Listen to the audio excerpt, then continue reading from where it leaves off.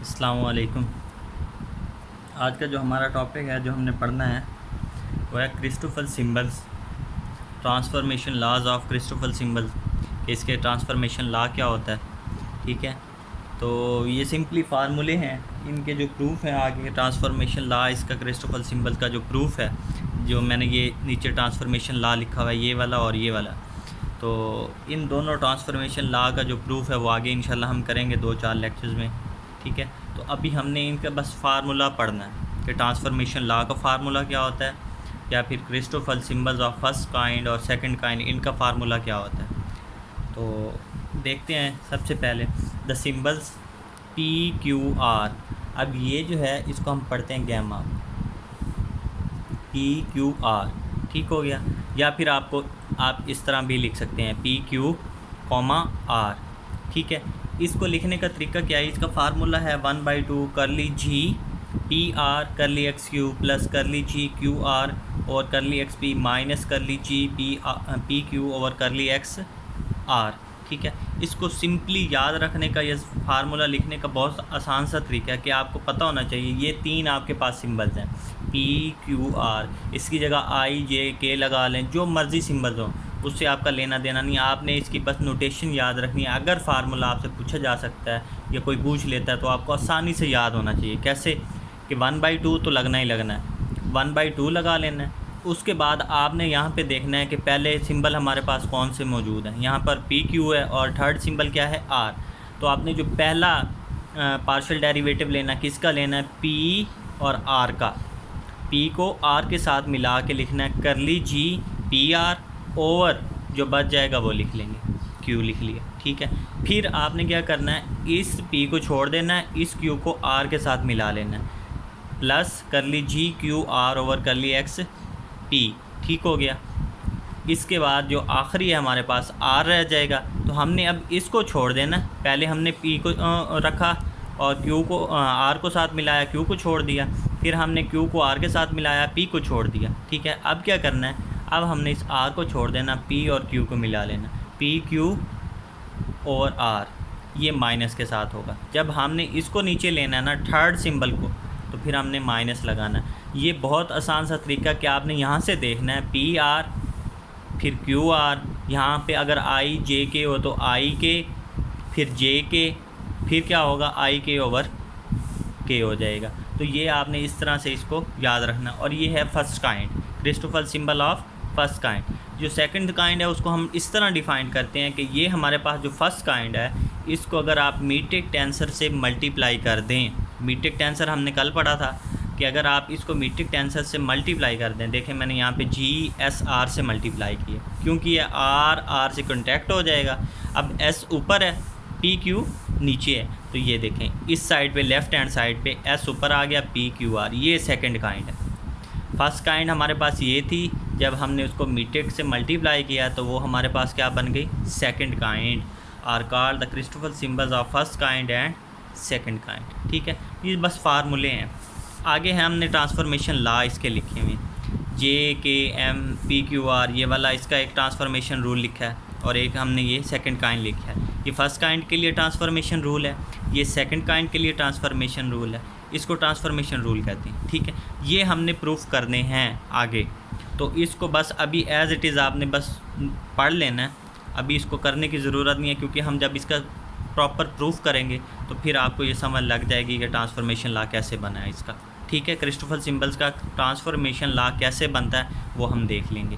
ठीक है, कि हमने सिंपली एक सेकंड ऑर्डर टेंसर लेना है, यानी रैंक 2 का टेंसर लेना है, फिर उस पर डेरिवेटिव अप्लाई करना है, कोवेरिएंट डेरिवेटिव अप्लाई करके फिर उसकी सिंप्लीफिकेशन करनी है, तब जाके हमारे पास एक ट्रांसफॉर्मेशन लॉ फर्स्ट काइंड बनेगा। फिर हम इस फर्स्ट को मल्टीप्लाई कर देंगे मीट्रिक टेंसर के साथ, फिर हमारे पास सेकंड बन जाएगा।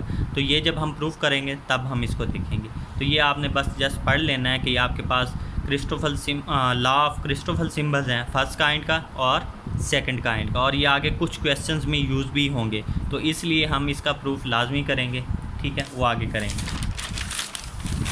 आगे आ जाते हैं, आगे है हमारे पास द कोवेरिएंट डेरिवेटिव, ये भी बहुत इंपॉर्टेंट है कोवेरिएंट डेरिवेटिव।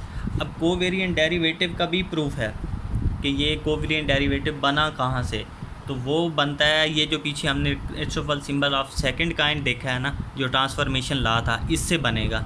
इसको यूज़ करेंगे तब बनेगा, लेकिन हम उसको प्रॉपर तरीके से आगे करेंगे। लेकिन अभी आप सिर्फ फार्मूले समझ लें कि ये फार्मूले कैसे लिखे जा सकते हैं। अगर आपके पास कोई टेंसर हो और कोई आपको क्या देखे इसका कोवेरिएंट डेरिवेटिव लें with respect to q, with respect to r, किसी के भी रिस्पेक्ट आपको क्या देता है कि आप इस टेंसर का कोवेरिएंट डेरिवेटिव लें, तो आपको इस फार्मूले को ओपन करना आता हो। ठीक है, the covariant derivative of a tensor A P, ये किस रैंक का है? 1 रैंक है।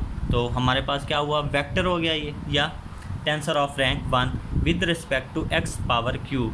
With respect to x q हमने क्या करना है? इसका कोवेरिएंट डेरिवेटिव लेना है। किसका? कोवेरिएंट वेक्टर का डेरिवेटिव लेना है with respect to covariant derivative. Covariant vector का कोवेरिएंट डेरिवेटिव लेना है। ठीक है, is denoted by a p q. अब ये जो क्यू है जिससे हमने डेरिवेटिव लेना है, वो हम इसके साथ लिख देते हैं कोवेरिएंट वेक्टर के साथ कॉमा क्यू लगाकर। ये इसकी नोटेशन है इसको जाहिर करने का, कोवेरिएंट डेरिवेटिव को। ठीक है, A P comma Q and is defined by. अब इसको डिफाइंड कैसे करते हैं? अब देखें, ये जो आपके पास है ए पी, ठीक है, आपने इसको एज इट इज़ लिख देना, इक्वल है करली A P over curly x Q, या फिर आप इसको एज इट इज़ इस तरह भी लिख सकते हैं, ए पी क्यू। इसकी जगह ये भी लिख सकते हैं, लेकिन हम प्रॉपर अभी स्टार्ट में ही हैं तो हमें इसकी ज़रूरत नहीं, हम ऐसे ही लिखेंगे करली A P over curly x Q minus किसके साथ? कि जब आपका कोवेरिएंट डेरिवेटिव हो, किसका? कोवेरिएंट वेक्टर का। कोवेरिएंट इंडिसेस के साथ, मतलब कोवेरिएंट इंडिसेस जो होंगे नीचे वाले जो लोअर पोजीशन पर होंगे, जब भी आप डेरिवेटिव लेंगे कोवेरिएंट वेक्टर का, कोवेरिएंट टेंसर का, जब भी आप कोवेरिएंट डेरिवेटिव लेंगे हमेशा यहाँ पर क्या आएगा? माइनस आएगा। ये बात आपने हमेशा याद रखनी। ये माइनस, ये आपका लग जाएगा Christoffel symbol of second kind. और ये भी एक बात याद रखनी है कि जितने यहाँ पर इंडिसेस होंगे उतने ही क्रिस्टोफल सिंबल्स लगेंगे। अब यहाँ पे एक इंडेक्स था P, तो हमने क्या किया? एक ही क्रिस्टोफल सिंबल अप्लाई कर लिया, minus Christoffel symbol of second kind और AS। ठीक हो गया।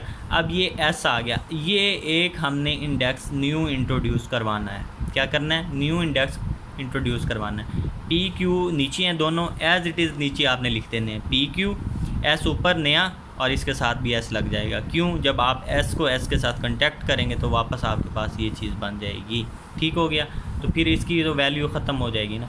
जब आपने एस यहाँ पे नया इंट्रोड्यूस करवाना है और इधर भी एस लगाना है ये ताकि कांटेक्ट हो सके, तो आपने कोवेरिएंट वेक्टर का कोवेरिएंट डेरिवेटिव ले लिया। और ये बात आपको मैंने बता दी है कि जब आपने इसके इंडेक्स देखने हैं, 1 है, 2 है, 3 है, 4 है, जितने भी हैं उतने Christoffel symbol of second kind आते जाएंगे आगे मज़ीद। अगर यहाँ पे 2 होते तो फिर एक और यहाँ पे माइनस और फिर उसको एज इट इज़ आगे नया करके लिखते। ठीक है, तो अब यहाँ पे 1 था तो मैंने एक क्रिस्टोफल, ये तो जब क्वेश्चंस करेंगे आगे इंशाल्लाह और प्रैक्टिस करेंगे आसान हो जाएगा। Covariant tensor of rank 2। अब टेंसर ऑफ रैंक 2 है क्योंकि हमारे पास 2 इंडेक्स हैं, एक ये और दूसरे के साथ हमने क्या किया? उसका कोवेरिएंट डेरिवेटिव लिया, तो ये टेंसर ऑफ रैंक 2। अब देख लेते हैं covariant derivative of a tensor A P, यानी कि कंटावेरिएंट वेक्टर का डेरिवेटिव ले रहे हैं कोवेरिएंट डेरिवेटिव किसका ले रहे हैं? कंटावेरिएंट वेक्टर का with respect to x q is denoted by this. अब जो हमारी वो है जिससे हम इसको जाहिर करते हैं वो सेम है दोनों की पोजीशन, यानी कि यहाँ पर कोवेरिएंट था तो यहाँ पे आप कंटावेरिएंट है तो कोवेरिएंट डेरिवेटिव की वही नोटेशन है कि आपने कॉमा और क्यू लगा देना। एंड इज़ डिफाइंड बाय, ये एज इट इज़ इक्वल है करली ए पी और करली एक्स क्यू। पहली चीज़ तो सेम है। अब आपको मज़ीद जो याद रखना है वो ये है, जब को की बात करेंगे यहाँ पे माइनस आएगा, जब कंटा की बात करेंगे यहाँ पे आपने क्या लेना है? प्लस लेना है। और प्लस लगाते ही जो ऊपर इंडेक्स मौजूद होगा कंटा वेरिएंट वाला वो आपने क्रिस्टोफल सिंबल के ऊपर लगा देना। सिंपल 2 बातें याद रखनी है, को हो तो नेगेटिव और नीचे वाले मतलब इंडेक्स नीचे ही होंगे तो वो आपने फ़ौरन से नीचे लगा लेने हैं और ऊपर नया इंडेक्स आ जाएगा। लेकिन जो कंटा की बात है, कंटा में जब आप आएंगे तो ऊपर जो इंडेक्स होगा उसको आपने क्रिस्टोफल सिंबल के ऊपर लगा लेना और नीचे वाले के साथ एक नया इंडेक्स इंड्यूस करवा के इंट्रोड्यूस करवा के उसको दूसरे टेंसर के साथ लिख लेना है। यहाँ पे एस एस से कंटेक्ट हो जाएगा। ठीक हो गया। Is a mix tensor of rank 2, क्योंकि एक ऊपर है एक नीचे है, इसलिए हम इसको क्या कह रहे हैं, मिक्स टेंसर ऑफ रैंक 2 कह रहे हैं। तो ये सिंपल से फार्मूले हैं, अभी तो इनकी डेरिवेशन हम करेंगे आगे मज़ीद, और इनके कुछ क्वेश्चंस हैं, कुछ डेरिवेटिव्स हैं, कुछ एक्सरसाइज में हैं, कुछ सॉल्व प्रॉब्लम्स भी हैं, वो हम सारे करेंगे तो बहुत ईजी हो जाएगा। आगे हम चलते हैं एक्सरसाइज की तरफ। सॉल्व प्रॉब्लम्स हैं शाम आउटलाइंस, शाम सीरीज़ की जो हमारे पास बुक होती है वेक्टर एनालिसिस वाली या टेंसर एनालिसिस वाली, उससे हमने ये इसकी एक्सरसाइज पर चलते हैं। जो पहला क्वेश्चन है बहुत सिंपल है, वो कहता है right each of the following using the summation convention. हमने समेशन कन्वेंशन पढ़ा था शुरू में, पहला या दूसरा लेक्चर है हमारा। तो पहला क्वेश्चन है डी फाई इक्वल है करली फाई ओवर करली x1 dx1 प्लस करली फाई ओवर करली x2 dx2 up to n तक। ये हमने लिख लिया। अब सोल्यूशन के लिए क्या किया, मैंने एज इट इज़ इसको लिखा, इसको फिर मैंने लिख दिया समेशन फॉर्म में, क्योंकि देखें मुझे नज़र आ रहा है 1 2 3 4 5 अप टू n तक जा रहा है। तो मैंने क्या किया, j equal 1 up to n curly phi over curly x j d x j, j मैंने लगा दिया क्योंकि मैंने j को वेरी करवा दिया 1 से n तक। यूजिंग समेशन कन्वेंशन भी है, जब हम समेशन कन्वेंशन इस पर अप्लाई करते हैं तो ये जो हमारी समेशन थी, हमने पढ़ा था कि ये समेशन ख़त्म हो जाती है। हम एज़ इट इज़ इसको, हमें समेशन की ज़रूरत नहीं पड़ती, तो हम एज़ इट इज़ लिख लेते हैं, क्योंकि हमें पता है ये डमी इंडेक्स है और इसने वेरिएशन इसी की ही होनी है। जब आपने इसको वेरिएशन मैंने आपको ये भी बताया था, अगर वो आपको बता दे तो ठीक, नहीं बताता तो हमें कन्फर्म होता है जे क्या वेरी कर रहा है, कहाँ से कहाँ तक, 1 से n तक। बता देता है तो ठीक है, नहीं बताता तो हमें पता होना चाहिए कि 1 से n तक वेरिएशन हो रही है। ठीक हो गया। ये पहला क्वेश्चन है। बी सी डी और ई पार्ट है सेम एज़ इट इज़ हैं, वो आपने खुद कर लेनी, बहुत ईजी हैं। अब आ जाते हैं क्वेश्चन नंबर 2 पर। क्वेश्चन नंबर 2 भी इसका उलट है। पहले हमने क्या किया है कि हमारे पास समेशन थी, सम फॉर्म में लिखा हुआ था, हमने उसको कंटेक्ट करके बस छोटा सा सिंपल सा एक बना के लिख दिए, डमी इंडेक्स वाली फॉर्म में लिख दिया। अब डमी इंडेक्स की फॉर्म में मौजूद है हमारे पास क्वेश्चन, हमने उसको समेशन फॉर्म में लिखना है। Write the terms in each of the following indicated sum, यानी कि हम सम की फॉर्म में लिखेंगे ए जे के एक्स बार एक्स पावर के। ठीक हो गया, ए जे के एक्स के। ठीक है, तो मैंने क्या किया, इसके साथ मैंने समेशन अप्लाई कर ली, क्योंकि मुझे नज़र आ रहा है के फ्रॉम कि जब आपके पास ना दी हुई हो रेंज इसकी, तो हमने क्या कहा था कि के वेरीज़ फ्रॉम 1 to n। जब भी आपके पास नहीं होगी तो आपने हमेशा यही कहना कि 1 से n तक वेरी कर। तो मैंने 1 से n तक वेरी करवा दिया इसको के को। तो फिर क्योंकि मुझे यहाँ पे नज़र आ रहा था के डमी इंडेक्स है, जे नहीं, के डमी इंडेक्स है, इसलिए मैंने के पर वेरिएशन अप्लाई की है। तो फिर हमने जब वेरिएशन की तो ये सम फॉर्म में मैंने इसको लिख दिया। सिंपल सा काम है कि आपने इसको लेना है, इसको समेशन लगानी है, समेशन लगाने के बाद आपने उसको वेरिएशन दे देनी। इसका बी सी और डी पार्ट सेम इसी तरह ही है जैसा हमने ये की। जो फोर्थ क्वेश्चन है, थर्ड करने का नहीं है, वो छोड़ देंगे हम। जो फोर्थ क्वेश्चन है वो कहता है write the transformation law of tensors. ये है आपके पास ए आई जे के बी एम एन आई जे के सी पी सी एम, ये तीन हैं आपके पास, एक ये है, एक ये है और एक ये तीन आपके पास टेंसर्स हैं। Tensor of rank 3, tensor of rank 5, tensor of rank 1। तो मैंने टेंसर ऑफ रैंक 3 का ट्रांसफॉर्मेशन रूल लिख दिया है, बाकी जो दो हैं वो आप लोगों ने खुद करनी है। अब यहाँ पे देखें आई जे के, ये हैं हमारे पास, अगर मैं कह दूँ लेट्स सपोज कि ये जो इंडेक्सेस हैं, ये कंपोनेंट्स हैं, ये मैंने किस में लिए हैं, एक्स कोऑर्डिनेट सिस्टम में। ठीक है, तो हमने इस पर ट्रांसफॉर्मेशन रूल लगाना है। ट्रांसफॉर्मेशन रूल लगाकर दूसरे कोऑर्डिनेट सिस्टम में अगर मैं उसको कह दूँ वाई कोऑर्डिनेट सिस्टम में हमें एक और टेंसर मिल जाएगा। ठीक है, तो ये इक्वल हो जाते हैं अभी। तो ये मैंने क्या किया, एक वाई कोऑर्डिनेट सिस्टम से एक मैंने टेंसर लिया, उस पर ट्रांसफॉर्मेशन रूल ये वाला, ये क्योंकि आपको जानते हैं, आपको लिखना भी आता है, हमने क्लास में भी पढ़ा था और मज़ीद पहले भी मैं आपको बता चुका हूँ जब हम कर रहे थे। तो ये ट्रांसफॉर्मेशन रूल और ये क्रिस्टोफल ये आपके पास टेंसर आ गया ऑफ रैंक 3, जो जिसका हमने ट्रांसफॉर्मेशन रूल लिखना था। अगर आप चाहते हैं कि इसको मैं उधर रखूं, इसको इधर रखूं, तो चाहे आप इसका ट्रांसफॉर्मेशन रूल लिखें, चाहे आप इसका ट्रांसफॉर्मेशन रूल लिखें, कोई फ़र्क नहीं पड़ता। आप इसको इसकी जगह ये लिख लें, तो फिर आपको बस थोड़े से ये ट्रांसफॉर्मेशन रूल इसके मुताबिक लिखना पड़ेगा। अगर आप ये लिखते हैं तो इसके मुताबिक लिखा है, बस सिंपली यही है। ओके, अल्लाह हाफ़िज़।